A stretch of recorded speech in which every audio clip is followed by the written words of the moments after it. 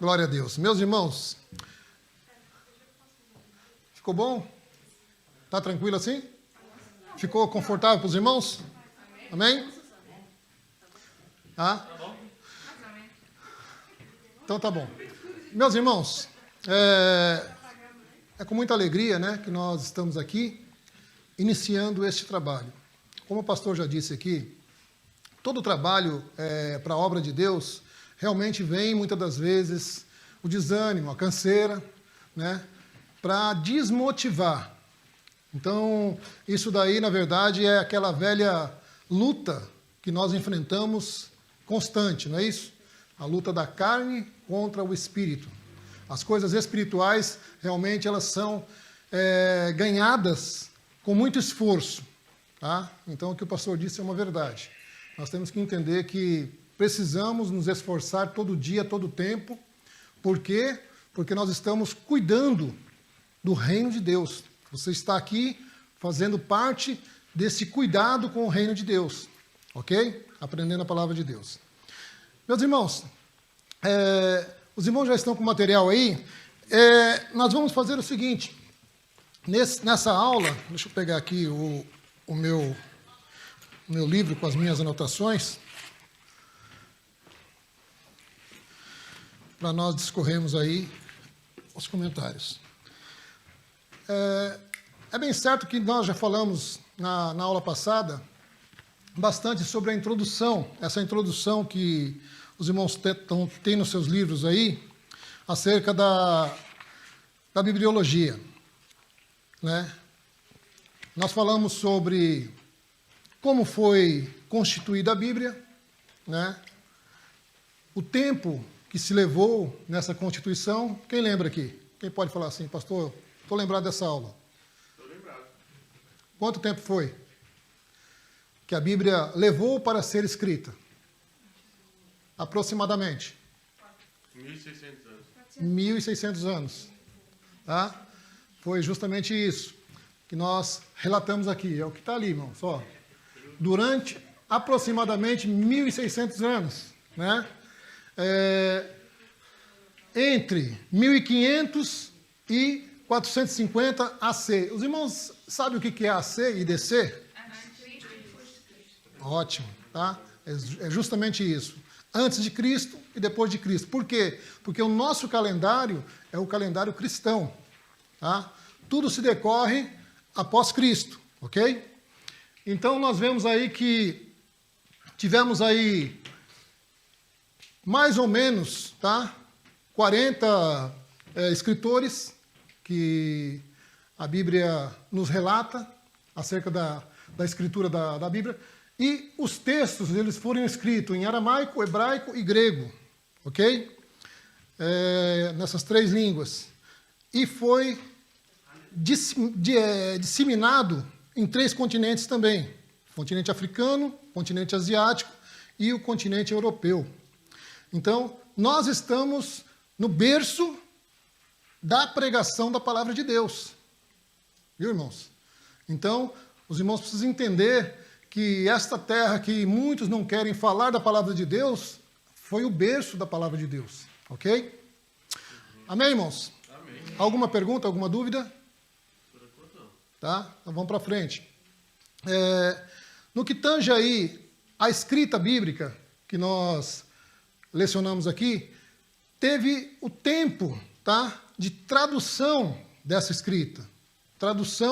A tradução dessa escrita, ela se deu após o ano 1500. Os irmãos têm no seu material. Após o ano 1500, que foi na reforma de Lutero.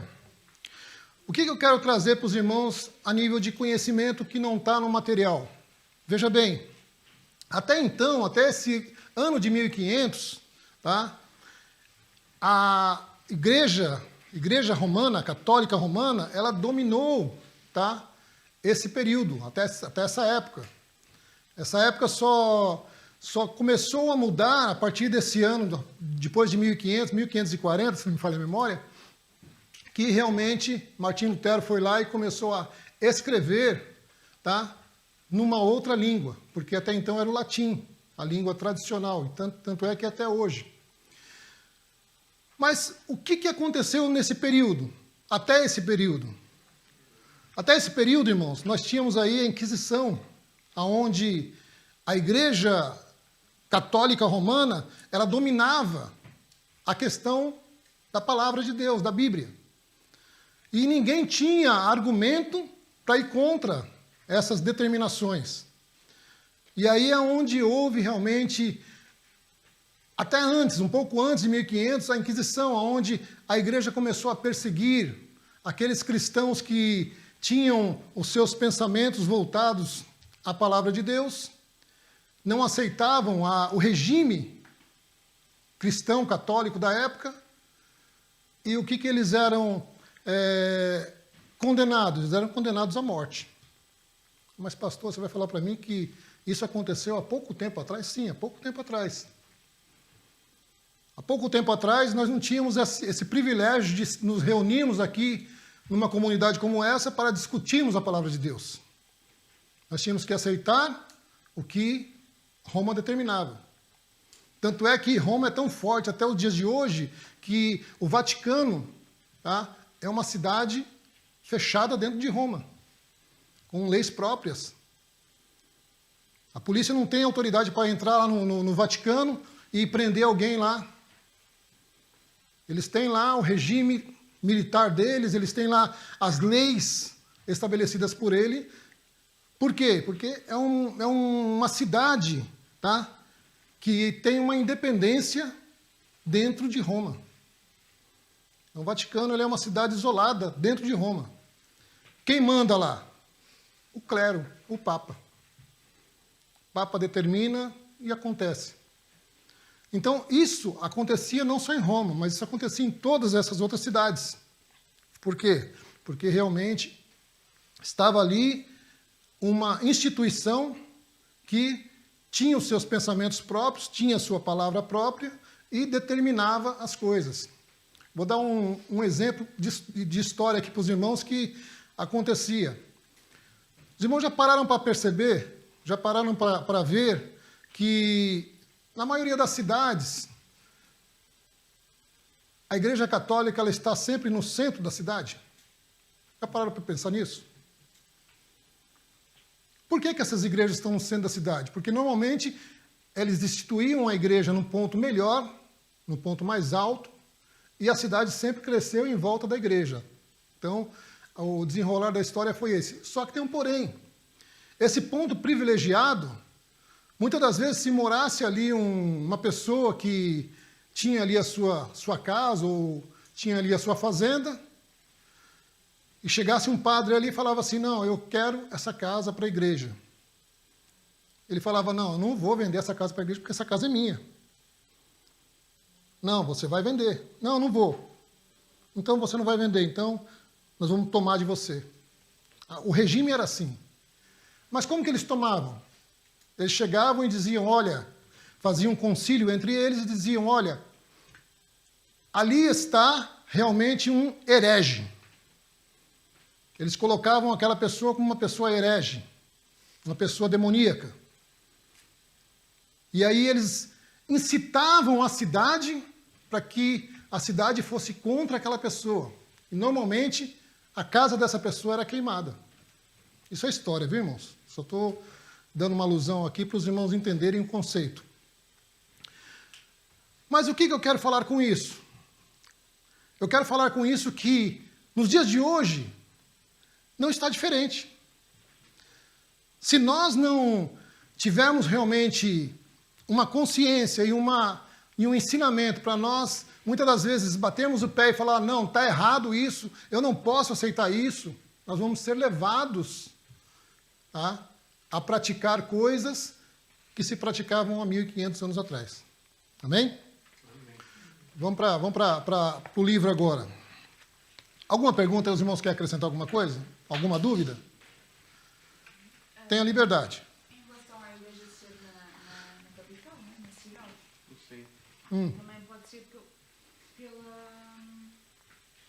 parte histórica. Normalmente no centro da cidade, do país, né, que é a capital, é onde vai o turismo. Sim, então, mas como que era constituída? Eu passei um exemplo de como que eles conquistavam esses locais, né? Eles olhavam e viam um local que era um local bonito, um local bom, um local amplo. Então, se lá tivesse alguém morando, aquele local lá não pertencia àquela pessoa, aquele local lá pertencia à igreja. Entendeu?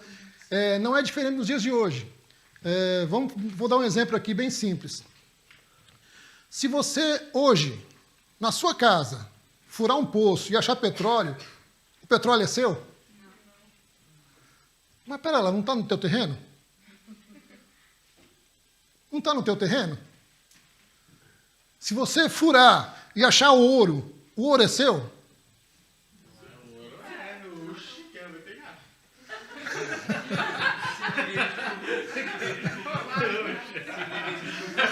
Aí não. Na roça eu procurei ouro, pastor. Oi, olha aí.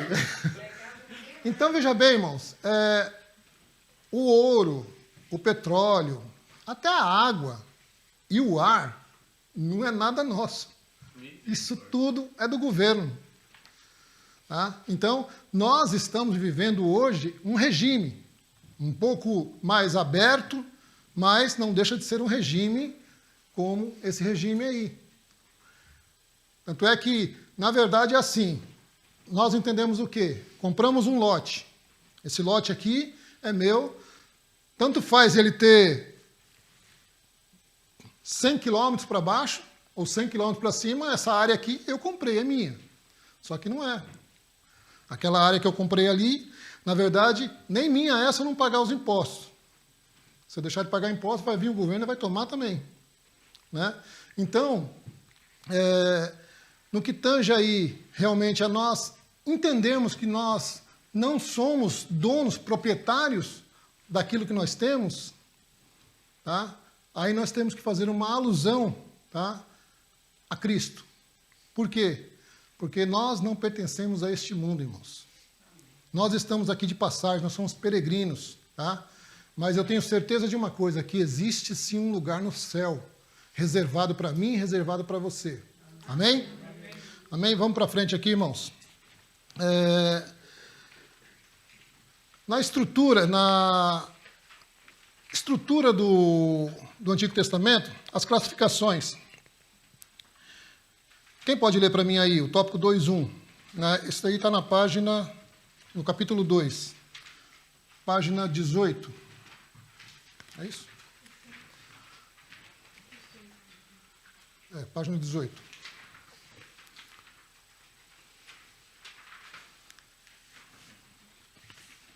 A Bíblia divide-se em duas partes principais, Antigo e Novo Testamento, tendo todos 66 livros, sendo 39 no Antigo Testamento e 27 no Novo Testamento. Estes 66 livros foram escritos num período de 16 séculos, 1.600 anos, e tiveram cerca de 40 escritores. Aqui está um dos milagres da Bíblia. Esses escritores pertencem a mais variadas profissões e atividades.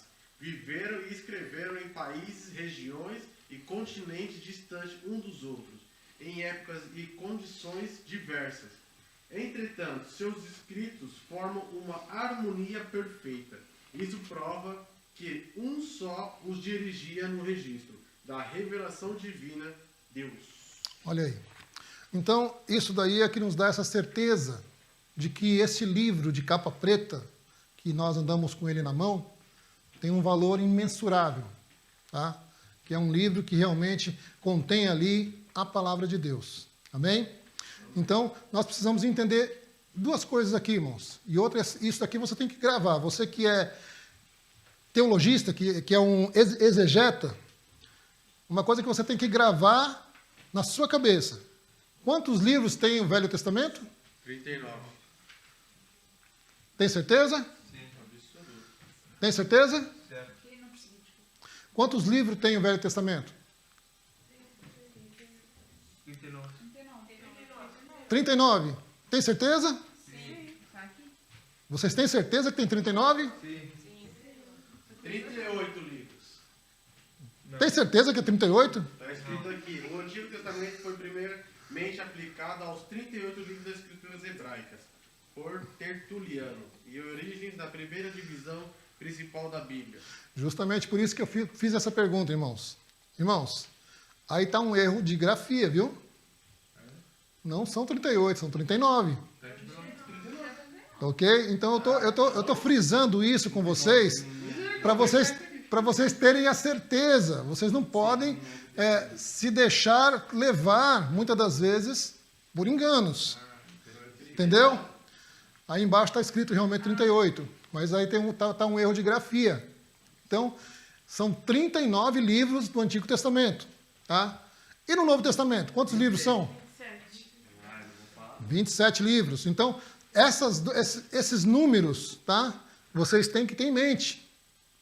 Porque imagina você pregando lá na Itália, lá na França, e está lá pregando numa congregação de 10 mil membros, e aí você dá uma gáfia dessa. Tá? É uma falha que macula o pregador, ok? Então, são coisas que já tem que ficar automático na mente de vocês, ok? A Bíblia tem quantos livros no total? 66. 66 livros, sendo que desses 66 livros, 39 Antigo Testamento e 27 Novo Testamento, ok? Então, grave isso daí na sua cabeça, não deixe tirarem do seu coração isso, ok? Para vocês realmente não cometerem essas gáfias, amém? Amém. Vamos para frente aqui, alguma pergunta? Alguma dúvida, irmãos? Vamos lá.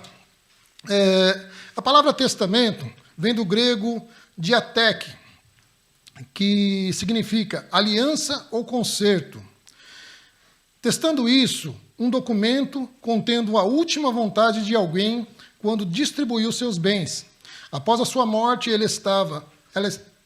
esta é a palavra empregada no Novo Testamento. Como, por exemplo, Lucas 22, 20. Quem pode ler para a gente lá? Lucas 22, 20. No Antigo Testamento, a palavra usada, berish, que significa apenas o concerto. O duplo sentido do termo grego nos mostra que a morte do testador, Cristo, ratificou ou selou a nova aliança, garantindo-nos toda a herança com Cristo. Amém? Quem achou lá? Semelhantemente tomou o cálice depois da ceia, dizendo: Este é o cálice em Novo Testamento do meu sangue, que é derramado por vós. Amém. Glórias ao Senhor. Então, aí está realmente a alusão, tá, da certeza. Cristo dizendo que ele é realmente o testamentário. Tá? Ele que fez o testamento, ele que autorizou, na verdade, para que eu e você tivéssemos esse direito. Ok? Então, nós temos um direito. E que direito é esse? Quem sabe o direito que nós temos? Levanta a mão assim. Eu tenho, pastor. Qual é o direito? Da vida eterna. Direito da vida eterna. Amém?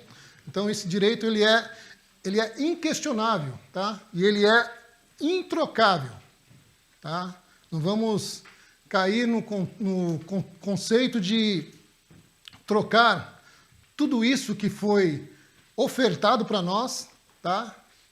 Por um prato de lentilha, como fez o irmão de Jacó. Ok? Como é que chamava o irmão de Jacó? Os irmãos estão afiados, é isso aí. Amém? Vamos para frente aqui, irmãos. Glórias ao Senhor. Alguma pergunta? Os irmãos querem fazer algum comentário?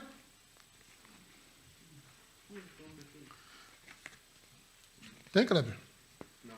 Não? Ainda não. Então, vamos para frente aqui. O antigo concerto, também chamado de pacto ou aliança, veio pela lei, feito no Sinai, selado com o sangue de animais. Na segunda divisão principal, o Novo Testamento, o novo concerto, veio pelo Senhor Jesus Cristo, que foi feito no Calvário, selado com seu próprio sangue. É, pois, um concerto superior. Veja bem, irmãos, a simbologia a simbologia do concerto que se tinha na antiga aliança, ela era dada por quê? Ela era dada porque ali estava realmente um sacrifício. E o sacrifício que era feito ali era de que forma? Animais. Como que eram esses animais que eram usados para esse sacrifício? Como que eram esses animais que eles preparavam para esse sacrifício? A pergunta seria essa. Selado com sangue deles. Sim, o concerto era selado com o sangue deles, mas como que era preparado esses animais para esse concerto? Preparado justamente só para isso. Tá? Então, eram animais que eles eram separados, eles tinham uma vida, praticamente, de preparação para o sacrifício. Como era construído? Era assim, eu era fazendeiro, eu sou fazendeiro, e eu tenho lá os meus animais. Então, todo ano, nas crias dos meus animais, eu fazia uma seleção do melhor animal, aquele animal que nascia sem nenhuma mancha, aquele animal que nascia perfeito, tá? Eu separava aquele animal para esse propósito, porque normalmente os sacrifícios eles eram anuais, tá? Eles levavam uma vez ao ano no templo. Então, eu pegava esse animal, eu separava esse animal para levar ao sacrifício. Esse animal que ele era levado ao sacrifício, qual era o propósito? Eu levava esse animal para que fossem perdoados todos os meus pecados cometidos nesse ano. O sacerdote ali, ele ia imolar aquele animal, ia queimar, o cheiro da fumaça subia para os céus e estava feito o sacrifício ali, que aquela pessoa estava livre daqueles pecados, daquela condenação. Tá? Então, era uma prática que já estava tipificando ali Cristo. Porque esse animal inocente, puro, sem nenhuma mancha, ele estava tipificando Cristo. Aí você vai ver, já na Nova Aliança, uma certa feita que Jesus ele chega no templo e ele vê os banqueiros ali, ele vê ali os vendedores e ele começa a quebrar tudo, jogar tudo no chão e falar que eles eram raça de víboras, que eles estavam ali fazendo o comércio da casa de Deus. Por que Jesus fez isso? Vai, irmãos, pode perguntar. Se você perguntar errado, nós estamos aqui para aprender. Porque eles estavam usando a casa de Deus para fazer venda? Porque eles estavam usando a casa de Deus para fazer comércio. Sim, era um ponto. Mas tem um outro ponto aí. Porque os animais que levavam eram ali vendidas e eles usavam os outros dinheiro para eles. Porque os animais... Não, mas é uma outra coisa que tem a ver, uma coisa interessante aqui. Eu levo um animal, eles não sacrificam. Uhum. Então, vai outra pessoa e, por outro lado, eles vendem esse animal e depois voltam a comprar. Voltam a levar. Sim, não é bem isso, mas tem uma outra questão aí. A carne sagrada? Cuidado com o animal, Porque eles não tinham cuidado com o animal, usavam qualquer animal. E talvez não eram animais separados. Não eram separados. Justamente. A questão, irmãos, era justamente essa. Porque o que aconteceu ali? Aconteceu o seguinte, ali começou o comércio, né, dos animais. Só que era assim. Como que nós falamos que tinha que ser o animal preparado? Separado tudo. Ele tinha que ser separado e puro. Então ele já tinha um fim destinado a ele. Aqueles comerciantes que estavam ali vendendo os animais, aí começou a virar um comércio e uma rotina. Pastor, eu vou lá para Jerusalém, só que eu não vou ter trabalho de levar meu animal, não. Eu vou lá e eu compro um. Então, já começou a ser uma coisa meio que de qualquer jeito. Isso daí que realmente entristeceu a Jesus. Porque não era só o fato do comércio que já estava errado, mas era o fato de que o sacrifício estava sendo feito de qualquer jeito. Amém, irmãos?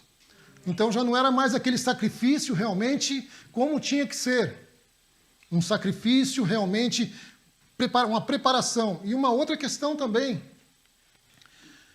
Quem era que estava ali que precisava agora ser sacrificado? Cristo. Ali já tinha realmente, a partir do momento que Jesus nasceu, continuou o sacrifício, sim. Só que tem um porém. O verdadeiro cordeiro já estava ali. Tá? O verdadeiro cordeiro que tira o pecado do mundo já estava presente. É certo que ainda não tinha sido a hora dele. Mas o que ele estava ensinando ali, derrubando aquelas bancas, era na questão de fazer um sacrifício de qualquer jeito. E aí eu chamo a atenção dos irmãos a quanto nós vamos realmente sacrificar. Porque todas as vezes que nós vamos fazer alguma coisa para Deus, nós estamos prontificados a fazer alguma coisa para Deus, não deixa de ser um sacrifício. Você saiu da sua casa hoje, sexta-feira, você podia estar indo para o shopping, você podia estar indo para tantos lugares, para uma festa, mas você falou assim, não, eu vou sacrificar hoje. Você está cometendo um sacrifício. Você veio aprender a palavra de Deus, então é um sacrifício. Tá? Então isso não pode ser de qualquer jeito. Eu não posso chegar aqui agora e estar pensando lá no shopping, ou estar pensando lá na festa. Poxa vida, mas como é que está lá agora, hein? Será que está assim? Será que está assado? Né? E aí, como que está sendo esse sacrifício? Tá? Mal feito. Um sacrifício que não vai ter muita valia, mas quando você está compenetrado, você está concentrado, não, eu estou aqui realmente porque eu quero aprender, eu estou aqui realmente porque eu quero ver a glória de Deus, eu estou aqui realmente porque eu quero realmente ver o Senhor falar comigo, porque eu quero ver as coisas acontecendo na minha vida. Então, há um diferencial, amém? No sacrifício. Amém? Irmão, ia dizer? Pergunte. O que eu observo aí é que assim, existia um zelo de Jesus pelas coisas de Deus. Justamente. O evangelista fala que Jesus ele era zeloso pelas coisas Justamente, de é. Deus. E aí assim, a gente imagina que Jesus estava ali tirando os cambistas, porque não queria que sacrificasse nada, mas na verdade tem uma passagem de Jesus cura o leproso e fala, olha, para de mostra ao sacerdote Justamente. que deu o seu sacrifício pelo seu pecado. Ou seja, Jesus não aboliu naquele momento o sacrifício, mas ele se tornou o sacrifício. Justamente. Para que pudesse É desse jeito. As coisas não podiam ser feitas de qualquer jeito. Tá? Tinha um propósito. E o propósito era sério. A mesma coisa, irmão, nós precisamos entender que nós estamos diante de Cristo, nós estamos diante de Deus. Então, as coisas que nós vamos fazer na nossa vida tem que ter uma seriedade. Amém? Amém, irmãos? Amém. Mais alguma pergunta? Nesse caso aí, a gente pode usar o exemplo de Caim e Abel também, né? Sim, Essa pode ideia, ser similar. Um se preparou da forma correta e Deus se alegrou. O outro apresentou o sacrifício de qualquer maneira e simplesmente Deus se Justamente. alegrou, entendeu? Justamente. Só que na Bíblia não fala que ele fez de qualquer maneira. Ele pegou as melhores. Não, na verdade tá até aqui, ó. Abriu aqui, ó. Ele, na verdade, não é assim. A questão do sacrifício de Abel, tá? É no sacrifício que vinha do coração, da alma, entendeu? E é isso que Deus queria. Então, quando ele não atentou para o sacrifício de Caim, não porque, mas Caim não levou também o sacrifício? Poxa, mas esse Deus também é bem cruel, né? Como que é, gente? Poxa, ele foi lá, ele levou o sacrifício lá e entregou, né? Mas eu vou dar um exemplo aqui. Existem duas formas de sacrificar. Eu vou chegar aqui e vou sacrificar a Deus. Senhor, está aqui, Senhor, olha, está aqui meu sacrifício. Receba, Senhor. Agora, vamos colocar de uma outra forma. Senhor, aqui, ó. O sacrifício foi feito, só que... Como que foi? A intenção, justamente. É você realmente entender... que quando você se prontifica a fazer uma coisa, não, eu vou para a igreja, eu vou sacrificar, eu vou adorar a Deus, eu vou levar uma oferta na casa de Deus, eu vou fazer alguma coisa para Deus, tá? Eu vou na igreja, eu vou limpar a igreja, eu vou chegar aqui e eu vou limpar isso daqui, poxa vida, eu tenho que limpar isso daqui porque eu estou aqui, porque, né? Não, ó, Senhor, Abençoa, Senhor, ó, quem vai tocar esse teclado, Senhor, que o Senhor abençoa, que o Senhor usa, Senhor, que o Senhor tenha, Senhor, que seja, Senhor, saia daqui, Senhor, louvores, Senhor, que encha a tua igreja do teu espírito. Ô, Senhor, abençoa, Senhor. Tem uma diferença, não tem? A limpeza está sendo feita. Só que a intenção, tá? Tem um diferencial. E é justamente o que conta, irmãos, tá? Para com Deus. Amém? Mais alguma pergunta? Cessou? Vamos para frente aqui então, irmãos. Quem pode ler para mim? Lê para mim um dos irmãos aí, porque se só eu ficar lendo, vai ficar meio que monótono, daqui a pouco os irmãos estão dormindo aí, né? Tá? E nós não podemos deixar os irmãos dormir, amém? Lê para mim aí a partir do versículo do tópico A até o D, na página 19.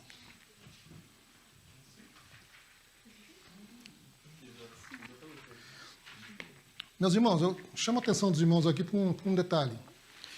Eu peço para os irmãos ler, na verdade, é para ganhar uma dicção, ok? Porque muitas das vezes, o que acontece? Quando você está aprendendo teologia, nós vamos ter aqui uma matéria que se chama hermenêutica e homilética. Tá? Hermenêutica, o que trata a hermenêutica? Hermenêutica trata a questão de você identificar o texto, né? De uma forma sintética, ou seja, você vai pegar o texto e você vai compreender o texto e vai fazer um apanhado daquele texto. Isso é hermenêutica. Homilética, o que é? É a arte de pronunciar, é a arte de pregar. É onde você vai realmente colocar ali para fora aquilo que você está praticando aqui, que é a teologia. Amém? Tá? Um pregador eloquente, onde você realmente vai começar a desenvolver isso daí na sua vida para você realmente se tornar aí um pregador, um orador, né, com excelência. Amém? Amém, irmãos? Amém. Então, quem achou pode ler. Lei. São 5, a partir do A, né? Sim. Lei. São 5 livros, Gênesis a Deuteronômio. São comumente chamados de Pentateuco. História. São 12 livros, de Josué a Esther. Ocupam-se da história de Israel nos seus vários períodos. A teocracia sobre juízes, monarquia sobre Saul, Davi e Salomão, divisão do reino em cativeiro, contendo relatos dos reinos de Judá e Israel, este levado em cativeiro para a Síria e aquele para a Babilônia. D. Pós-cativeiro sobre Zorobabel, Esdras e Neemias, em conjunto com os profetas contemporâneos. C. Poesia. São 5 livros, de Jó a Cantares de Salomão. São chamados poéticos, não porque sejam cheios de imaginação e fantasia, mas devido ao gênero do seu conteúdo. São também chamados devocionais. Profecia. São 17 livros, de Isaías a Malaquias, e estão subdivididos em Profeta Maior, Isaías a Daniel, 5 livros. E Continua? continua. Profetas menores. Profetas menores, Oséias e Malaquias, 12 livros. Os nomes maiores e menores não se referem ao mérito ou notoriedade do profeta, mas ao tamanho dos livros e à extensão do respectivo ministério profético. A classificação dos livros do Antigo Testamento por assunto vem da versão Septuaginta, através da Vulgata, e não leva em conta a ordem cronológica dos livros, o que para o leitor menos avisado dá lugar a não pouca confusão, quando procura agrupar os assuntos cronologicamente. Na Bíblia hebraica, que é o nosso Antigo Testamento, a divisão dos livros é bem diferente. Nas Bíblias de edição católico-romana, os livros de 1º e 2º Samuel e 1º e 2º Reis são chamados 1º, 2º e 3º e 4º Reis, respectivamente. 1º e 2º Crônicas são chamados 1º e 2º Paralipomenos. Esdras e Neemias são chamados 1 e 2 Esdras também. Nas edições católicas de Márcio Soares e Figueiredo, o Salmo 9 corresponde em Almeida aos Salmos 9 e 10. O de número 10 é 146 a 147, e nas nossas Bíblias são o de número 147. Deste modo, os 3 salmos finais são idênticos em qualquer das versões acima mencionadas. Essas diferenças de numeração em nada afetam o texto em si, e não poderiam ser de outra forma, sendo a Bíblia o livro do Senhor. Amém? Então, veja bem, irmãos. Os irmãos entenderam aí a dificuldade que seria nós fazermos uma leitura da Bíblia em forma cronológica. É por isso que a Bíblia ela foi escrita, ela foi montada de forma sistemática. Tá? O que é forma sistemática? É um sistema, tá, que atribuíram à Bíblia, tá, para nós ganharmos um melhor entendimento. Ok? Porque se nós pegarmos aí a Bíblia de forma cronológica, você vai ver lá que começa Gênesis, depois Jó, e depois vai vir os outros livros. Então, você começa a atropelar, tá, as questões históricas até, ok? Então, na questão de você ler a Bíblia de forma cronológica, não é errado, porque nós também podemos fazer uma leitura de forma cronológica, sim, tá? Porque ali você vai estar lendo livros por livros. Tá? Mas para você ganhar uma maior compreensão, tá? A forma sistemática é o que é mais plausível, ok? Que aí você consegue ganhar um maior entendimento dos textos. Amém, irmãos? Amém. Meus irmãos, são 10 para as 9, tá? Nós temos que já fazer uma pausa, ok? Para o nosso break, coffee break, é isso? É assim que chama? Exatamente. Coffee break, né? Então, tem agora uma pausa aí de 20 minutos e nós retomaremos aí às 9h10, amém? Os irmãos estão com alguma pergunta aí para nós fecharmos esse primeiro bloco? A respeito disso aqui que foi lido? Sim, o irmão tem uma dúvida. Eu estou uma dúvida. A Septuaginta é 70 livros ou é 70 autores? Não, Septuaginta foi um concílio de 70 homens. 70 homens, tá? Por isso que deu esse nome de Septuaginta. 70 homens do clero, né, da Igreja Católica, que se reuniram ali no intuito de fazer uma tradução do grego, tá, para as línguas ocidentais, ok? Tá? Então, ali começou uma das traduções. Mas, para nós, a linguagem nossa, nós pegamos lá depois do ano de 1500, na época de Lutero. Tá? Lutero foi, na época, foi um outro concílio que teve, que foi o concílio de Trento, tá? Onde se reuniu ali Lutero, que era mais uns outros padres, que eles estavam contra a reforma que a Igreja Católica Romana queria empregar, tá? Na questão, aí veio até uma discussão de se orar por pessoas mortas e tantas coisas que vamos dizer assim, que eram os rebeldes da época, né? Eles não aceitavam. E eles estavam certos, porque a Bíblia não manda nós orarmos por pessoas mortas. Né? A Bíblia, ela pede para você orar para quem está vivo. Quem está morto, está morto. O que diz a palavra? Morreu, segue-se juízo. Né? Então, até ali, o que a pessoa fez, o que eu fiz, o que você fez, foi até ali. Dali para frente, aí é com Deus. Amém? Você sabe, assim, como foi que chegou a Bíblia nas mãos de quem para poder traduzir? Como se sabe? Sim, por causa dos canos históricos, tá? Mas nós vamos falar na próxima aula, tá, ok? Depois do lanche, ok? Então, os irmãos têm aí 20 minutos para os irmãos tomar um café, esticar as pernas, ok? Deus abençoe os irmãos. Estudamos os níveis hierárquicos dos anjos, né? Querubim, arcanjo, serafim. Então, cada um tem a sua condição hierárquica, né? É como se fosse, trazendo para o nosso entendimento aqui, é como se fosse uma escala aqui na igreja. Tem o diácono, tem o presbítero, tem o pastor. É uma classificação hierárquica, entendeu? Mas não que eles vão trabalhar só naquele limite. Não. Todos eles vão trabalhar, mas porque você vê algumas situações que, quando Daniel estava orando, se você ler o texto, você vai ver que Daniel estava orando. Né? E o que acontecia? não conseguia chegar até Daniel o anjo mensageiro que ia trazer a mensagem para Daniel. Mas aí veio ali o príncipe dos anjos, né? E abriu espaço. Aí o negócio ficou Né? Então, isso a gente entende como que uma batalha espiritual que é assim. O céu, ele está como uma malha, né? Se você vê lá Israel dá um exemplo bom disso daí. Israel tem lá um sistema antimíssil dele que é o Domus, né? Domus de ferro, que é uma malha, né? Que aquela malha, qualquer míssil que adentrar naquele sistema, naquele território ali de Israel, ele é detectado automaticamente e já vai um míssil de contra-resposta para acabar com aquele míssil. Tanto é que essa tecnologia que Israel tem é mais ou menos essa ideia.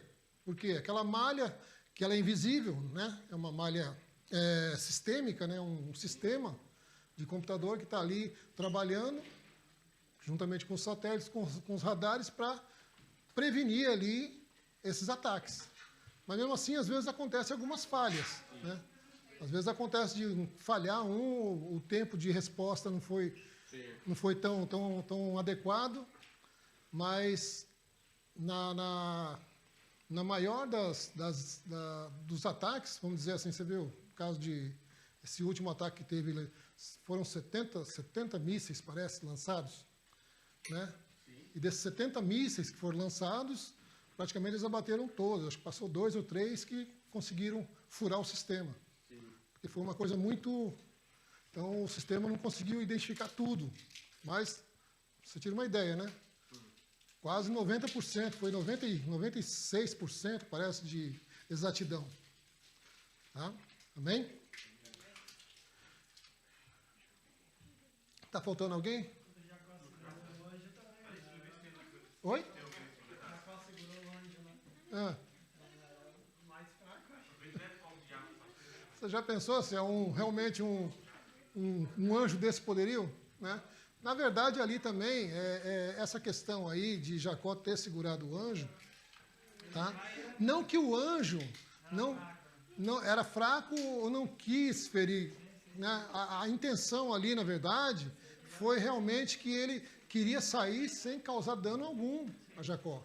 Só que Jacó ele foi abençoado com esse toque, com essa ferida, né? Porque o contexto aí, irmãos, o contexto aí de Jacó ser ferido na sua coxa, deslocou a coxa de Jacó. Então, ali já foi um trabalhar, tá, na vida de Jacó. Por quê? Porque automaticamente Jacó ele ia se encontrar com o irmão que ele estava realmente devendo para o irmão. Imagina, você vai se encontrar com um irmão que você roubou dele toda a sua fortuna. É certo que o encontro não vai ser um encontro amistoso, né? Mas ali já foi uma forma de Deus trabalhar no coração de Esaú. Ele viu o irmão dele chegar ali, manquejando, falou, opa, pera lá, pô, meu irmão, coitadinho do meu irmão, até esqueço que ele me roubou, né? Estou fazendo uma alusão, viu, irmão? Mas foi mais ou menos dentro dessa ideia, né? Amém? Amém, irmãos? Todos aqui? Amém. Vamos aí para o segundo round, né? Segundo tempo. Capítulo 3 aí, irmãos. Nós vamos agora adentrar a questão, a estrutura do Antigo Testamento, o Pentateuco, né?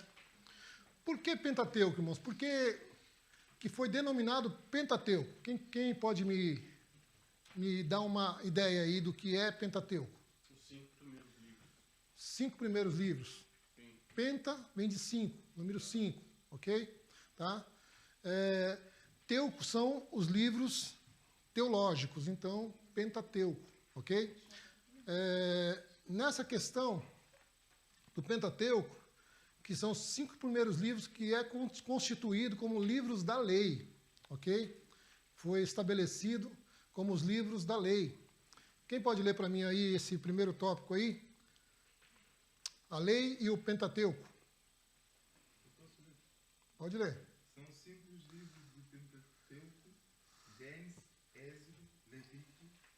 Salmos e Deuteronômio. Esses primeiros 5 livros da Bíblia são chamados a lei.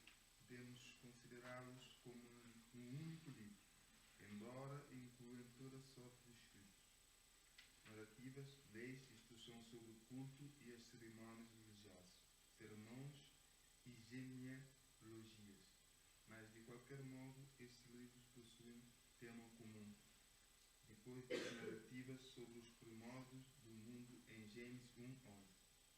Contam a história do povo de Deus desde a vocação de Abraão até a morte de Moisés, compreendendo um período de cerca de 600 anos, ou seja, de aproximadamente 1800 até 1250 a.C. O Gênesis contém a história dos fundadores de Israel, Abraão, Isaac, Jacó e José. Os outros livros da lei são dominados pela figura de Moisés, o grande líder dos israelitas. A ideia de uma comunidade que obedece à vontade de Deus é o centro destes livros, e por isso lhes deu o nome hebraico de Torá, isto é, o ensinamento, por excelência. Estes 5 livros também são conhecidos pelo nome grego de Pentateuco, ou 5 rolos. Literalmente 5 estojos nos quais estavam os rolos. Amém? Isso daí, irmãos, continuando aqui com a pergunta da irmã, né, como que chegou até nós a Bíblia, né? A Bíblia no seu original, no seu início, né, os irmãos sabem que, segundo os irmãos que já viram isso na escola, nós tivemos a idade da pedra, a idade do metal, correto? Tivemos a idade do bronze. Então, essa idade pré-histórica, ela foi deixando sinais. Tanto é que os arqueólogos hoje, eles descobrem as coisas através desses sinais pelo tempo que foi deixado. Então, como que chegou até nós a Bíblia? Através desses rolos, tá? Os rolos que foram achados, foram escritos achados. A Bíblia original, que foi escrita pela primeira vez, foi escrita numa folha de papiro, que era uma planta, tá? Que ela dava rolos, e eles desenrolavam essas folhas, deixavam ela secar, trançavam ela com outras folhas e faziam ali uma espécie de um papel, onde eles escreviam. Esse material, ele era muito volúvel, tá? Porque como era um material orgânico, ele era muito volúvel, então ele acabava se perdendo. Depois começaram a escrever em pele de animais, e aí já deu uma durabilidade maior. Tá? Então já deixou-se de escrever nos papiros, que eram essas folhas de plantas, e começaram a escrever em couro de animais. Então, esses achados, na verdade, foram achados desses couro de animais, que realmente já era um material mais duradouro, ok? E eram feitos em rolos mesmos, tá? Então, eles faziam os rolos, enrolavam e iam escrevendo, e faziam um rolo daquela escrita. Esses rolos, normalmente, eles eram guardados em vasos de cerâmica, tá? Para se conservar mais. No caso, o vaso de cerâmica que se guardavam, eram vasos que eles eram meio que térmicos, ok? Então, eles conservavam por muito tempo esse material. Tanto é que os arqueólogos eles foram achando esses materiais, né? E esses materiais foram dando, não a origem da Bíblia, porque a Bíblia ela já foi passando de geração a geração. O que aconteceu com a Bíblia? Na verdade, essa escrita ela foi passando de pai para filho.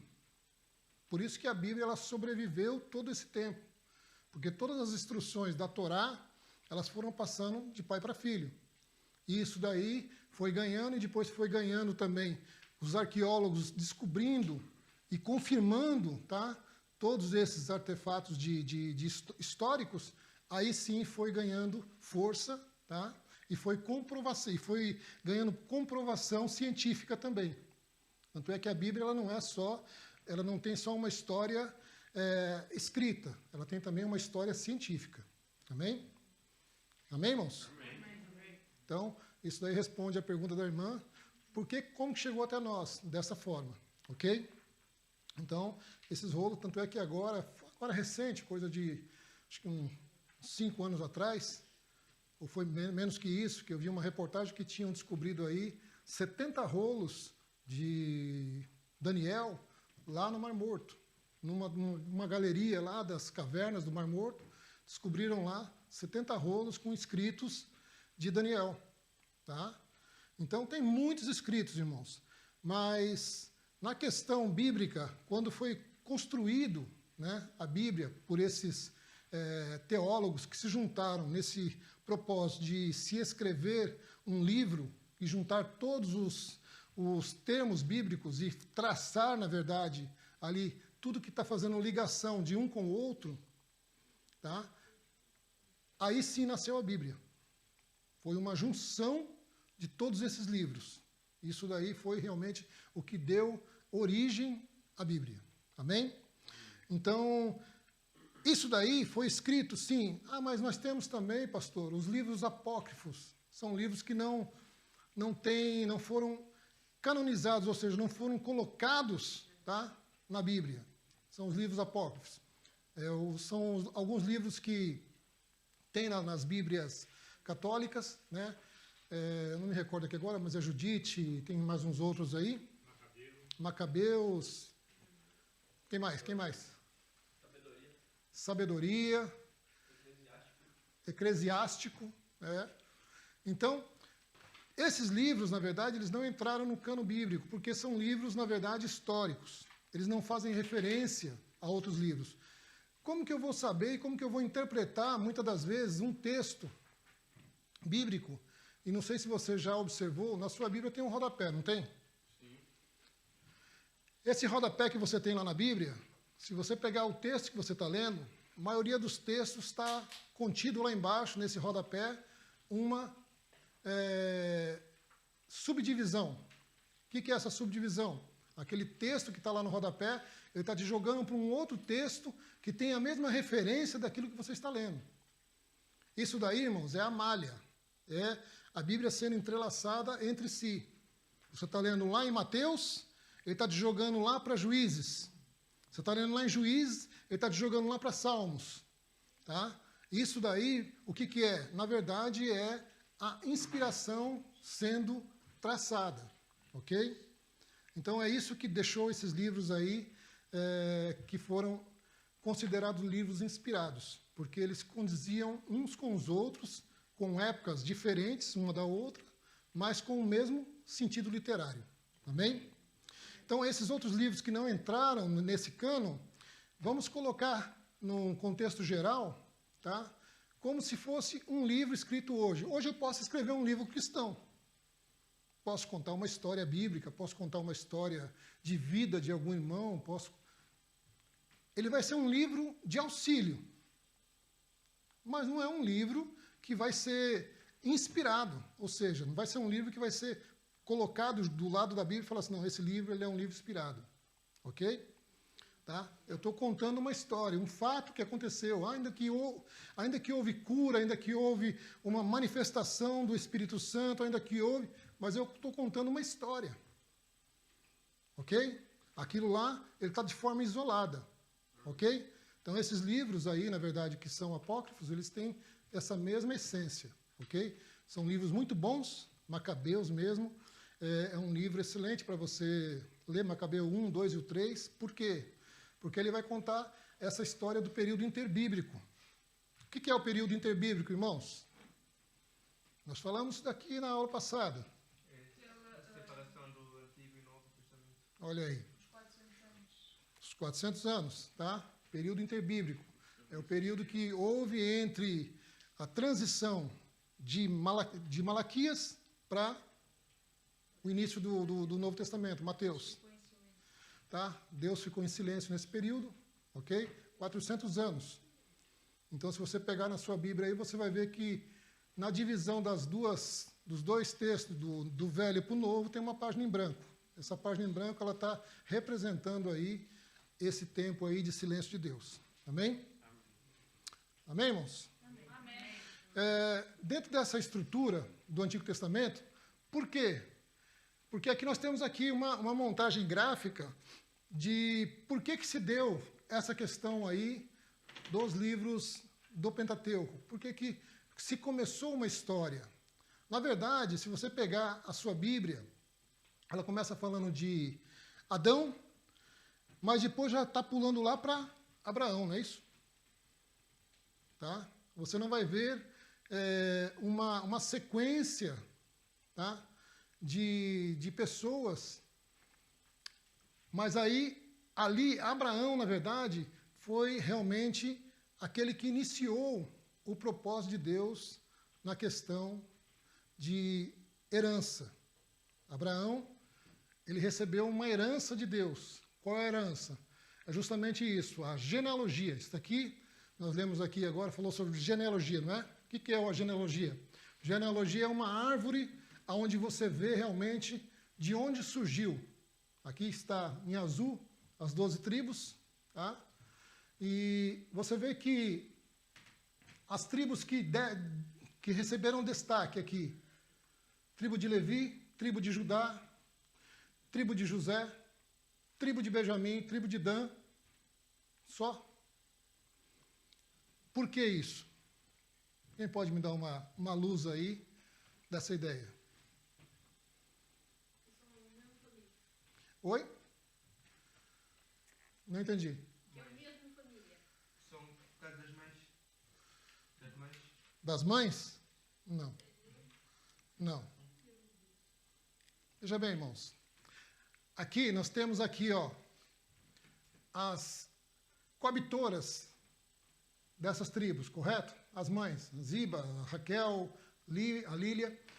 Só que o que eu falei para vocês que receberam aqui, deu ênfase nessas tribos, é porque essas outras tribos não tiveram uma sequência. Aqui, nós temos aqui uma sequência dessa genealogia, tá? Que essa genealogia vai chegar até em quem aqui? Os irmãos estão vendo? Então, existe um conceito, tá? Que nós precisamos entender, irmãos. Olha, o que eu estou fazendo para a obra de Deus?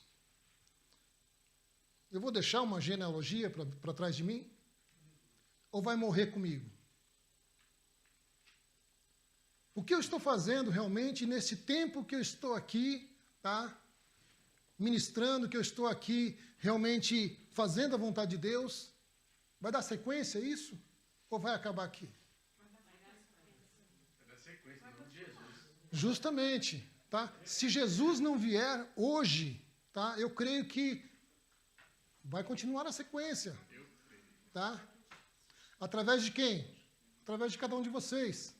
Ou seja, nós temos que entender uma coisa, meus irmãos, nós estamos fazendo a obra de Deus, nós precisamos continuar dando frutos, continuar realmente fazendo o querer de Deus. De nós tem que sair realmente uma genealogia.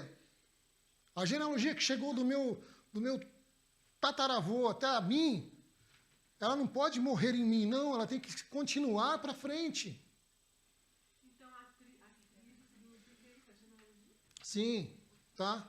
Então, aí nós vemos que Deus, ele preparou um cenário. Deus, ele preparou todo um cenário para quê? Para que se chegasse até Cristo. Então, a genealogia de nós entendermos aqui, por que eu estou estudando lei? Qual é o sentido de eu estudar esta lei, que esta lei aqui é para os judeus? Qual é o sentido de eu entender a Torá, sendo que a Torá ela foi feita para os judeus?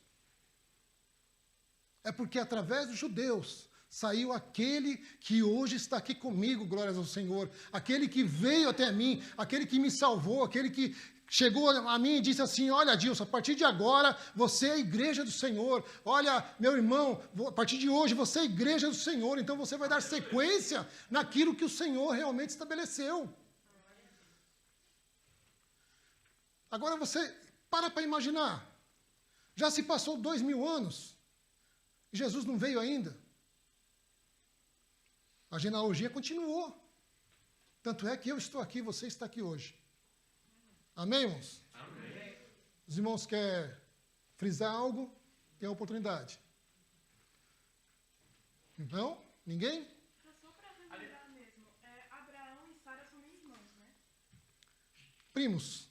Na verdade, são primos, né? Abraão e Sara eram primos. Mas veja bem, irmãos, aí a irmã fez uma pergunta aqui interessante. A palavra lá no começo, quando Adão saiu e concebeu com Eva, e depois veio os filhos, e dali a pouco estava lá o filho de Adão andando e viu uma bela mulher, uma bela moça. Quem que era essa moça?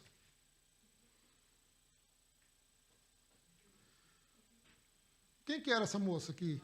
Irmã dele. Irmã dele. Mas aí você vai falar assim, meu Deus do céu, que pecado é esse que estavam fazendo no começo? Mas, meu irmão, havia uma necessidade.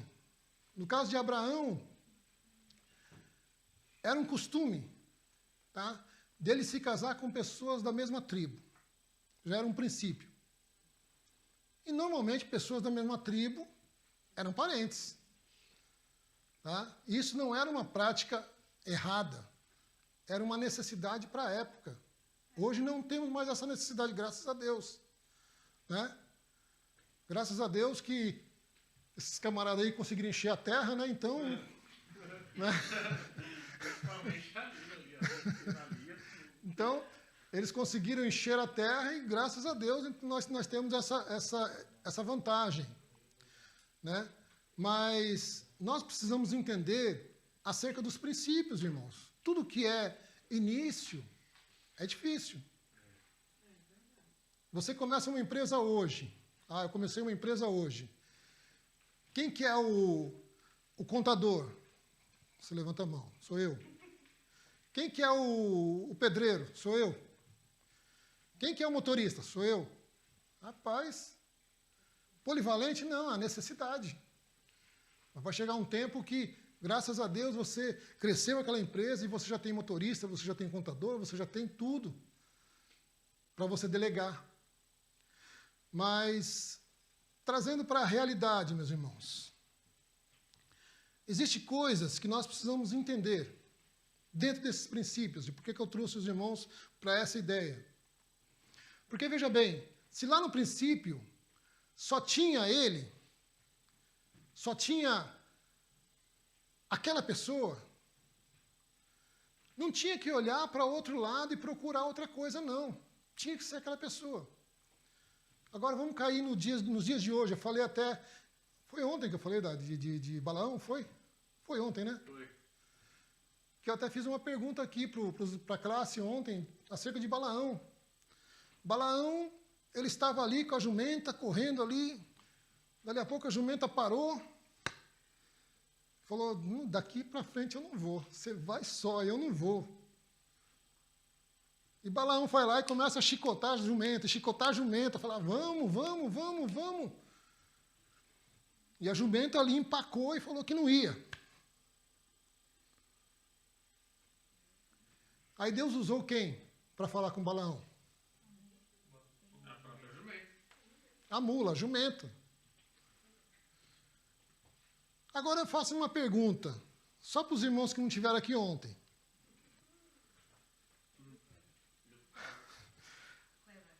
Por que a mula falou? Por que a jumenta falou, a mula falou? Porque Deus usa quem Ele quer, porque eu não tinha mais medo.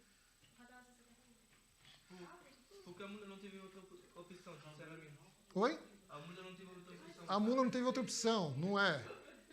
Vamos lá, rápido, vamos. Se não fosse ela, ele não ia ouvir. A maneira de Deus? Não, irmãos.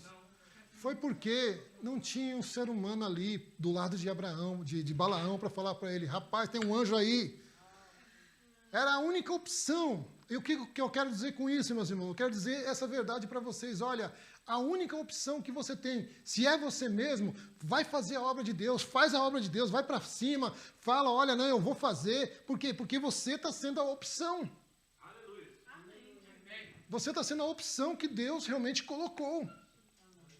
Então seja esse instrumento, não olhe para um lado, não olhe para outro, não fala assim, poxa vida, mas eu vou deixar isso para Zebulon, vai dar certo? Não. Ah, vou deixar isso daí para Simeão, vai dar certo? Não. Ah, vou deixar isso daí com Rubens. Não. Não, irmãos. Você é a opção.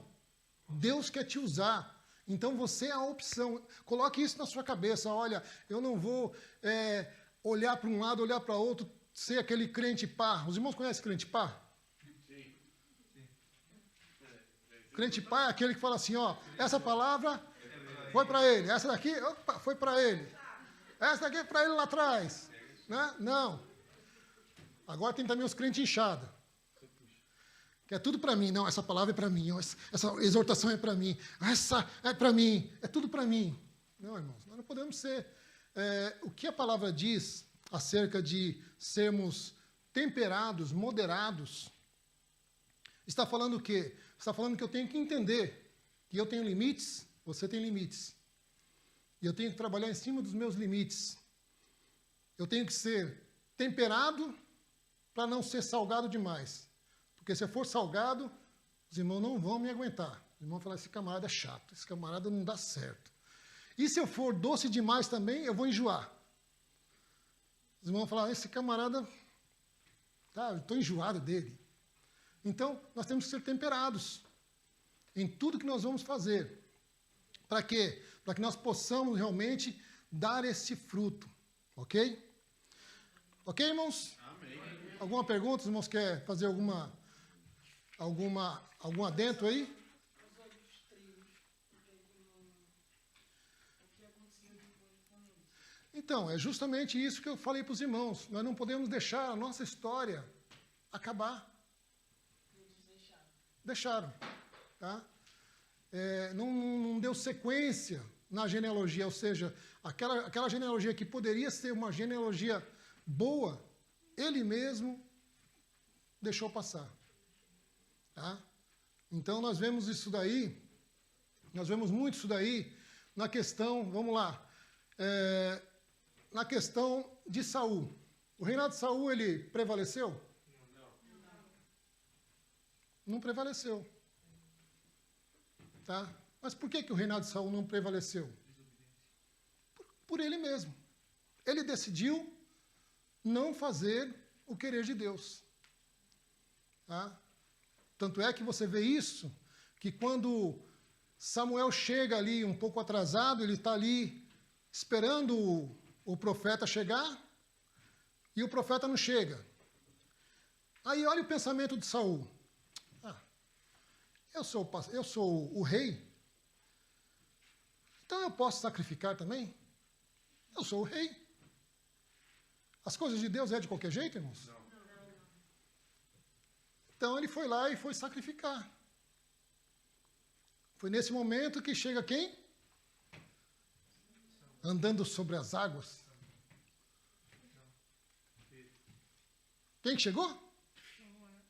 Samuel.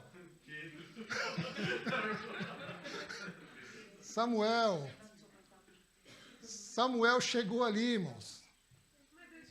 Mas ele chegou para quê? Para dizer para Saul, olha Saul, hoje seria confirmado o teu reino. Mas porque você não obedeceu,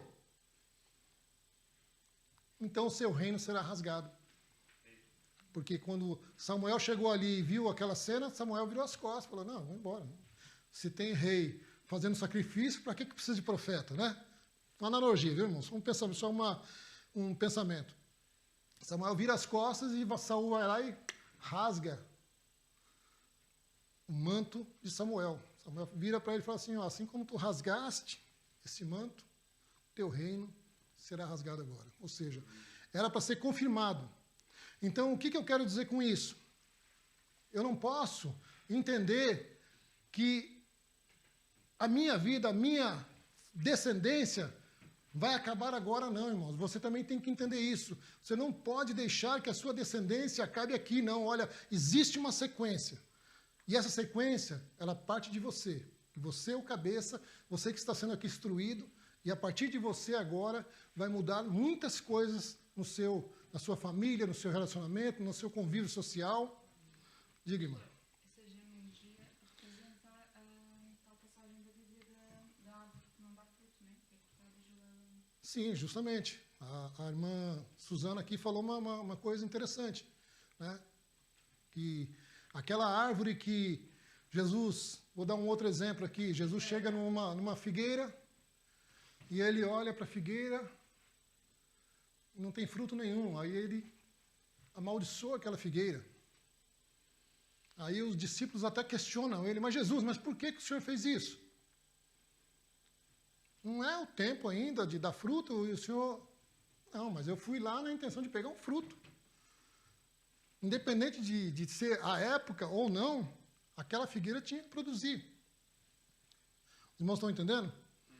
Então, independente, tá, de eu ser um membro ou de eu ser um pastor, eu tenho que produzir, você tem que produzir, irmão, entenda isso. Sim, tá? Nós temos que dar frutos.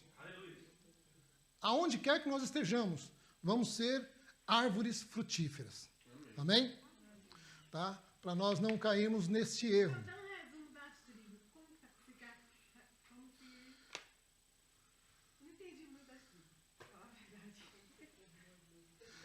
Tá, as tribos, vamos lá. As 12 tribos que foram instituídas, na verdade, vamos fazer aqui um paralelo. Tá? 12 tribos, tá? 10 tribos, que são as tribos do norte, e as 2 tribos do sul, do norte, do sul, que é as tribos de Israel e Judá.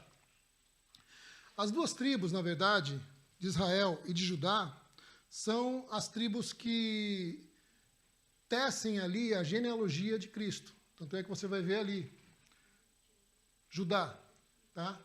Tanto é que Cristo, na verdade, ele é o leão da tribo de quem? De Jerusalém? Tá? Leão da tribo de Judá. Depois eu vou mandar isso aqui no PDF para os irmãos no celular, ok? Tá? Os irmãos tá vendo com mais calma lá. Essa separação, tá, das 10 para as 2 tribos, tá, que se deu, por causa do quê? Por causa dos próprios reinados. Nós vemos aí que os reis, eles começaram a entrar em conflito com eles mesmos. Tanto é que aqui nós estamos falando do quê? De uma única família, correto? Essas 12 tribos aqui correspondem a quem? Ó. Hoje nós estamos vivendo um período de guerras lá no Oriente Médio, e aquele pessoal lá, eles são tudo o quê? Não, eles são todos o quê? São todos irmãos. São irmãos que estão se matando, se guerreando entre si. Tá? Então, a sequência, irmã, dessa questão das 12 tribos, tá? Isso aí nós vamos ver mais para frente. Eu não vou só adiantar. Nunca entendi muito de tribo, mas agora deu para perceber. Tá? Eu só estou dando um paralelo aqui, porque nós temos isso aí mais para frente. Mas a questão dessas 12 tribos tem uma importância global hoje. Tá? Isso nós vamos ver para a aula da frente. Eu não quero adiantar, não, porque senão a gente vai começar a mastigar as aulas futuras. Tá? Mas, dando aqui uma prévia, tá? A necessidade dessas 12 tribos existirem hoje, tá? É a necessidade de que um dia, tá, todas elas vão se tornar uma única tribo. Tá? Mas, é lógico, que nem eu falei aí, cadê o pessoal da tribo de Asser? Eles têm ainda? Existe ainda? Existe. Só que não tem ênfase para eles. Por quê? Porque não fizeram parte dessa verdade, desse gráfico que realmente representa aqui a tribo de Cristo. Jesus, ele é o leão da tribo de Judá. Automaticamente, ele veio nessa linhagem. E nós temos que entender que, se nós pegarmos a linhagem de Cristo, vai ter até uma prostituta no meio dessa linhagem. Tá? Vai ter até uma prostituta. Como é o nome da prostituta? Raabe. Olha aí, os irmãos já estão espertos já. Glória a Deus por isso. Amém, irmãos? Então vamos para frente aqui, irmãos, para nós já...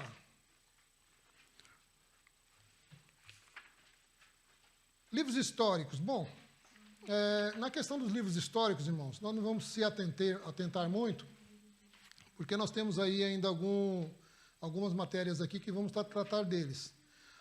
Livros históricos, tá? O que a Bíblia está mencionando aqui, o que o livro está mencionando aí, são as questões históricas da Bíblia, tá? Que elas têm um efeito para nós muito grande. Por que muito grande? Porque é através da história que nós existimos, tá? Nós estamos aqui hoje, por quê? Porque houve uma história, não é isso? Cada um de vocês aqui tem uma história de vida, ou não? Ou foi assim, do acaso? Nasceu, cresceu do acaso? Não. Todo mundo tem uma história de vida. Então, a questão histórica da Bíblia, qual é o referencial para nós?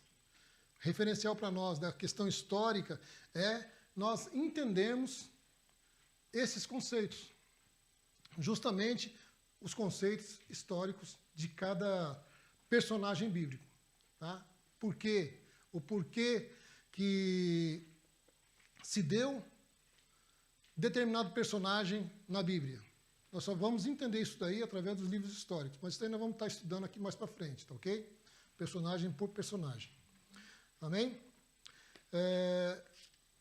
Os livros poéticos. Poéticos tem a ver com poesia? Ah, então tá certo, é isso aí, Paulo. Poético não tem a ver com poesia, não, é um romancista, é uma questão romântica, não. Poético por quê? Porque a escrita deles, na verdade, remete a um texto que dá uma conotação poética, mas não que ele é um livro poético. Ele pode ser um livro poético dentro da conotação de escrita, mas ele não é um livro poético no que diz respeito à poesia, né? A romancismo, no caso, né? Os livros proféticos, né? Que são os livros que vão nos arremeter a uma situação futura. Agora eu faço uma pergunta para os irmãos. Os livros proféticos, eles são livros que vão acontecer ainda? E aí? Vai acontecer? Não. Se nós pegarmos o livro de Apocalipse, que é um livro profético, tá? Tem muitas coisas que já aconteceu, tá? Coisas de tempos. Então, na verdade, é assim, nós precisamos entender dentro da questão profética, tá bem? Isso daí já é uma coisa que a gente tem que lidar com um pouco mais de cuidado, porque é uma coisa que os irmãos normalmente começam a se perder na questão profética. Tá? Então, hoje em dia, se acontece muito isso, vou trazer aqui um assunto que está nas mídias aí, que está rolando nas mídias, na questão dos livros proféticos. Então, estão se juntando aí alguns teólogos, e eles estão querendo quebrar alguns paradigmas bíblicos. Aqui nós temos a Bíblia, de Gênesis a Apocalipse. Tem muitos teólogos que estão já dizendo que este evento não existe. O evento do arrebatamento da igreja. Quer dizer, se o arrebatamento da igreja não existe, o que a igreja está fazendo na terra hoje? Por que nós estamos buscando a Deus? Por que nós estamos cultuando? Por que nós estamos indo realmente na busca de nos protegermos desse dia mau? Pois é, porque se isso fosse verdade, a gente podia buscar Deus só quando estivesse com sede. Concorda comigo? Então, se já estão se levantando com essas ideias, é justamente isso que eu quero dizer para os irmãos. Se estão se levantando com essas ideias já, de que isso daqui é uma coisa que não vai acontecer, e eu não estou falando de teólogos sem nome, eu estou falando de teólogos renomados. Oi? Eu não posso classificar como falso profeta, eu vou classificar como falsos entendedores, porque eles estão querendo mascarar uma situação bíblica. Tá? Alguns assuntos pertinentes aí à teologia, eu falei aqui no começo, naquela aula introdutória que nós tivemos, que a Bíblia para mim, isso é um pensamento meu, irmãos, tá? A Bíblia para mim não tem Velho e Novo Testamento, porque o Velho e o Novo Testamento eles se fundem no mesmo propósito. Você vai pegar lá em Gênesis, quando começou lá a criação, quando pecaram, já foi instituído ali o Salvador. Você vê ali a ideia já de Cristo, já que viria para salvar o homem, resgatar o homem a Deus novamente, porque até então Adão e Eva eram pessoas puras, não é isso? Estavam no jardim, coração totalmente puro, nus, não tinha maldade, não tinha nada, coração puro. E, dali a pouco, um olha para o outro e fala assim, rapaz, você está nu. Quer dizer, a malícia já entrou no coração. Então, a partir daí, já veio ali um propósito de resgate do homem novamente para entrar nesse caminho de pureza, que era já o plano de Cristo, já vir resgatar o homem, tá? Que é o que acontece hoje. Hoje, se nós formos em direção a Cristo, nós começamos a entrar num caminho de santificação, de pureza, em que nós começamos a não ver as coisas com malícia. Por mais que nós ainda estejamos nesse corpo de pecado. Mas se nós começamos a dar vazão ao homem espiritual, automaticamente nós começamos a enxergar o mundo de outras maneiras. Diga. Quando Deus criou Adão e Eva, então Deus já sabia que eles iam pecar. Sim. Não tem por que Deus não saber, porque Deus ele é onisciente. A árvore do pecado. Justamente. Devia ter sido evitado. Porque, veja bem, olha, a Suzana fez uma pergunta interessante.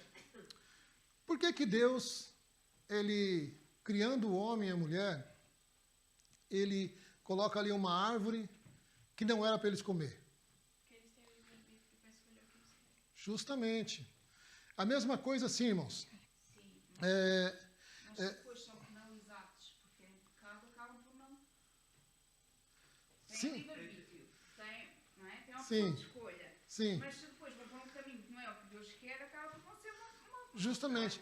Mas qual é a ideia principal nesse contexto aí, bíblico? É mostrar. Obediência. a obediência, Deus falou para Adão, Adão, olha, como os nossos filhos. desse fruto aqui você não vai comer. O culpado foi a Eva, né? Assim como nós fazemos com os nossos filhos, não mexe ali. Então, é justamente. Mas foi o que nós falamos aqui, irmãos. Nós temos uma séria tendência do homem caído. Qual tendência é essa? Nós sempre vamos buscar o que é mais prazeroso para o nosso ser humano, não para o nosso ser espiritual. E é justamente esse conceito, essa ideia que eu tenho que passar para os irmãos, que os irmãos têm que mudar esse conceito. Eu tenho que começar a valorizar mais o meu eu espiritual do que o meu eu físico. Porque se eu começar a valorizar mais o meu eu espiritual, automaticamente eu vou começar a entrar por caminhos celestiais com Deus, ou seja, eu vou começar a andar mais perto de Deus. E se eu estiver andando mais perto de Deus, as coisas boas vão começar a fluir na minha vida melhor. Viu, irmãos? Então a ideia central é essa. Eu não posso começar a me envolver com isso, com essas questões que eu estou vendo que são más. Porque o meu corpo, o meu homem físico, ele deseja as coisas. Quem não quer estar numa rede bebendo água de coco no dia de hoje? Balançando, uma aguinha de coco. Então, veja bem, é necessário, nós entendemos que nós precisamos nos esforçar. E o esforçar, o que que é? É eu estar me aproximando de Deus. Então, dentro desse conceito, irmãos, nós falamos aqui do profético, que estão tentando quebrar essa ideia, então vão quebrar os textos bíblicos. Eles têm que começar a quebrar os textos bíblicos, dizendo, não, isso daqui não é para agora, isso aqui é para aquele tempo. Tá? Então, estão tentando persuadir. Isso daí eu estou falando, por que eu estou falando isso para os irmãos? Porque já está começando a ser disseminado na internet essa questão. Daqui a pouco vocês vão chegar em mim e falar assim, pastor, o negócio é o seguinte, eu vou para a igreja agora só quando estiver no finalzinho da grande tribulação. O pastor, inclusive, está tendo na mídia falando que Eva não comeu, não foi fruto. Um fruto, fala com fruto, né? E estão dizendo que Deus, antes de fazer Eva, fez uma outra mulher. E Adão não gostou dessa mulher. Essa daí é uma teoria judaica, está falando de Lilith aí. Né? E Lilith está na Bíblia, né? Lilith, na verdade, que está falando lá, era a serpente. Tá? E na questão, você vai ver ali uma questão que, na verdade, como é que fala, os judeus, eles aplicam isso daí, que Lilith era realmente a primeira mulher. E ela não respeitou Adão, ela queria ser superior a Adão, e Deus fez ali uma outra mulher para Adão, mas só que isso daí é uma fábula, é um conto. Tá? Não se tem assim uma prática escrita disso daí. Tem muita gente também. Diga, pastor, falou alguma coisa? Não, só pensei. Então, quer passar o pensamento para a classe? Esse pensamento aí é muito conivente, né, pastor? Tá? Mas aí nós vemos ali uma relação meio que estranha, porque quando Deus ele fez a condenação ali, ele disse o que para a mulher?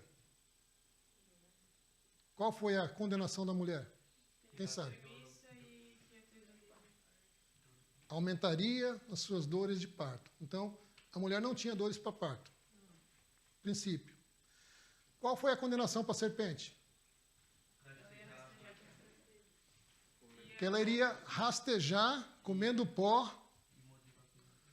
Tá? Então, qual que é a outra interpretação que se tem aí? Então, na verdade, a serpente ela não andava rastejando, ela tinha pernas. Concorda comigo? Então, eu estou só falando isso aí para os irmãos começar a viajar um pouco, a abrir um pouco o entendimento, tá? Em alguns conceitos. Então, irmãos,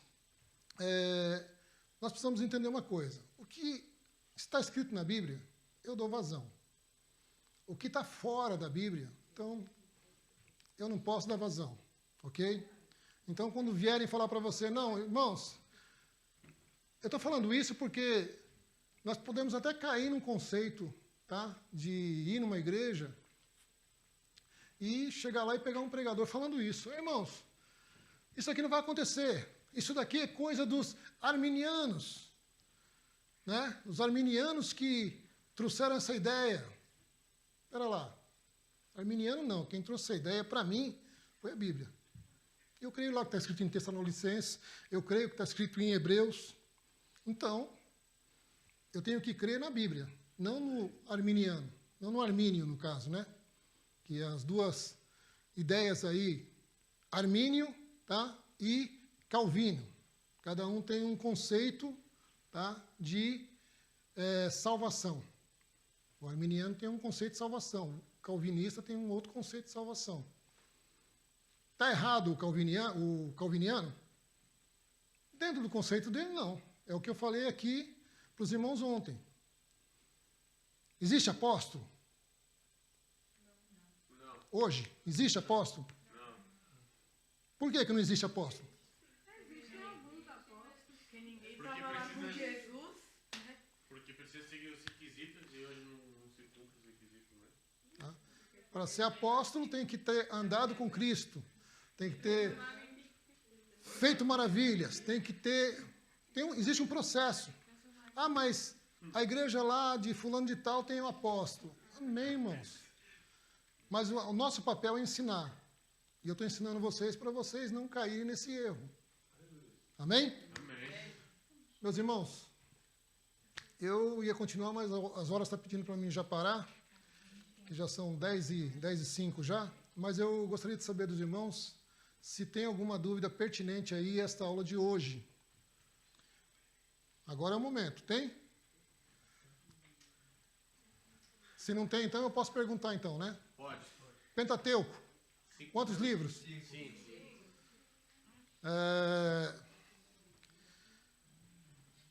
Como que foi escrita a primeira Bíblia? Em que material? Depois, Pele de animal couro. vamos lá para uma terceira pergunta. Mas foi mais difícil, né? Oi? Dificulta aí, pastor. Dificultar? Tá, vou dificultar um pouco então. Dentro da questão das escritas, a tradução chegou para nós em que época? Ficou demais. Que época que chegou? Nós falamos aqui. 1500, meus irmãos, tá? A partir de 1500, ok? Que chegou para nós, para a língua portuguesa. Amém? Tá? Por que eu estou falando isso para os irmãos? Para ficar gravado na cabeça dos irmãos, que a Bíblia ela tem 38 livros, não é isso? Ah, tá? E tem 26 do Novo Testamento. 27, amém, glória a Deus. Tá? As tribos são quantas tribos? Ah, então tá bom. Tá certo então, meus irmãos? Meus irmãos, próxima aula aí, pediria para os irmãos já lerem a estrutura, que seria o capítulo 4. Tá? A estrutura do Novo Testamento, a estrutura do Novo Testamento do 4 ao...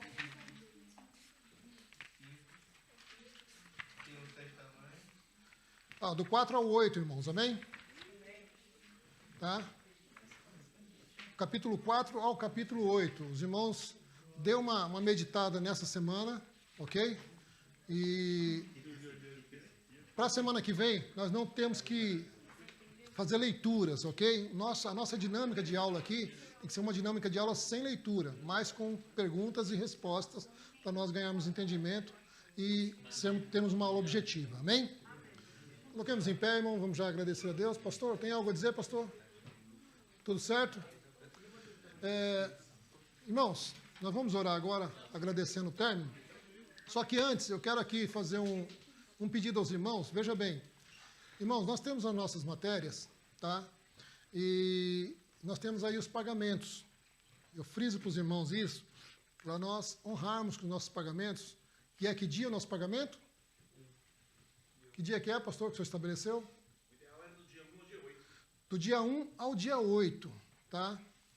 E eu quero pedir aqui encarecidamente para os irmãos que puderem, tá? Se os irmãos puderem, veja bem, se os irmãos puderem trazer uma oferta alçada e entregar para a pastora, para o pastor, tá? Quando sobrar ali um trocadinho, uma oferta, entregue na mão do pastor ou da pastora. Para que é essa oferta, pastor? Essa oferta, na verdade, é para nós termos aí um caixa, para nós mantermos, tá? Necessidade de irmãos, ok? O irmão, às vezes, pode passar por um período de necessidade. Pastor, eu estou passando uma dificuldade agora. Não, irmão, você vai continuar no curso. Por quê? Porque nós temos aqui a condição de estar mantendo você. Amém? Tá? Então, na verdade, não é uma oferta que você está dando, é um investimento que você está fazendo na tua vida ou na vida do irmão. Você está abençoando também para que futuramente tiver algum contratempo, porque todos nós podemos passar por contratempos, e esse dinheiro vai ser para estar aí ajudando aí esse irmão nesses períodos. Amém? Amém, irmãos? Tá? Então eu conto aí com a ajuda dos irmãos. Nós somos um grupo e nós temos que continuar com esse grupo, tá? Porque lá na frente nós vamos ter vitória em Cristo. Amém? Amém. Glória a Deus. Pastora, vem fazer essa oração, pastora? Sim?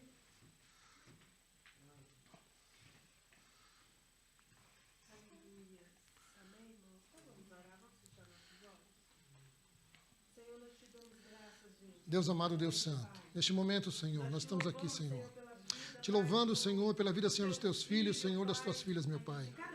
Ó Deus amado, Deus santo, que agora, Senhor, o Senhor possa, Senhor, nos conduzir, meu Pai, segundo, Senhor, a tua palavra, meu Pai.